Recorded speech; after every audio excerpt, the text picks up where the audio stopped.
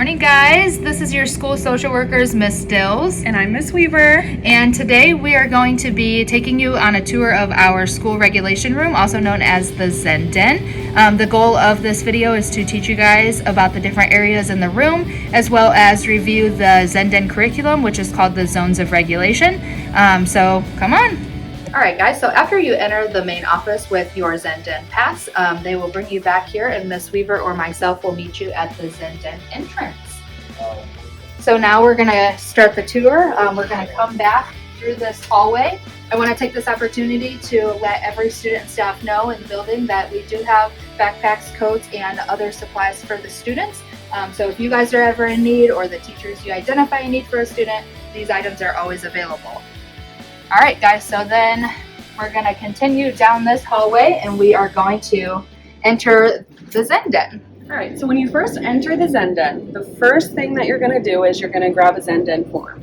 So this is gonna be our check-in, check-out. So when you first enter the Zen Den, you're gonna evaluate how you're feeling. And this is based off of the curriculum, the zones of regulation. So we have green zone, blue zone, yellow zone, and red zone.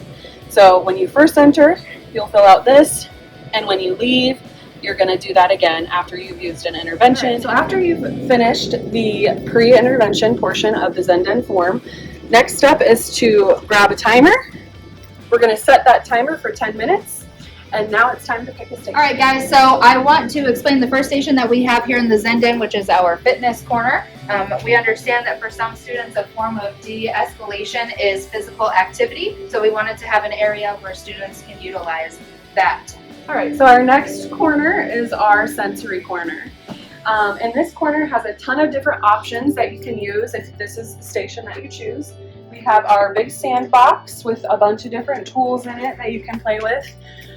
This next table it's got our monkey foam, our Orbeez, coloring books, and then we move over to our booth.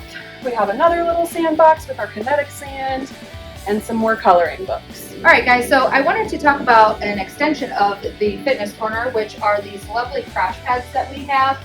So for some students, it's just nice to be able to run and jump and take their mind off of what's going on. I'll talk about another station that we have in this room, which is called our read corner.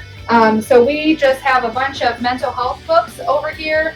We have a bunch of fidgets, and we have very nice reclining chairs, as well as lap pads.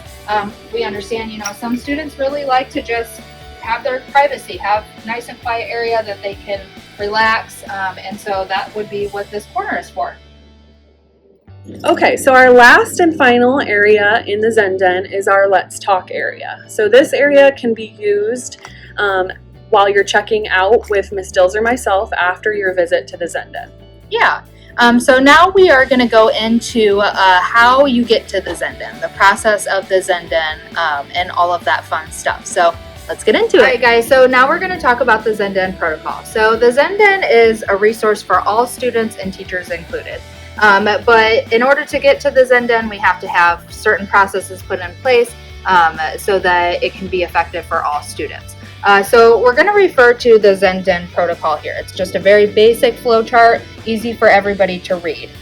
So we're going to start with the student appears to be dysregulated in class. That would be you. So either the teacher or you identify that you're dysregulated, you're not feeling the best. Your teacher is going to give you some time and space in the identified area in the classroom. So every classroom will have what we kind of call a calming corner or something along those lines, where the student will be expected to go first to try and deregulate there.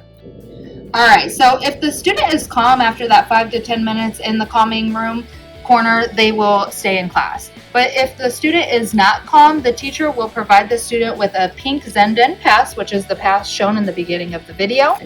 So once you make it to the front office with your pink Zen Den pass, the wonderful office ladies will get a hold of Miss Weaver or myself, and we will bring you on back to the Zen Den, and that's when you will start that process of coming in, filling out your check-in form, grabbing a timer, and choosing your station.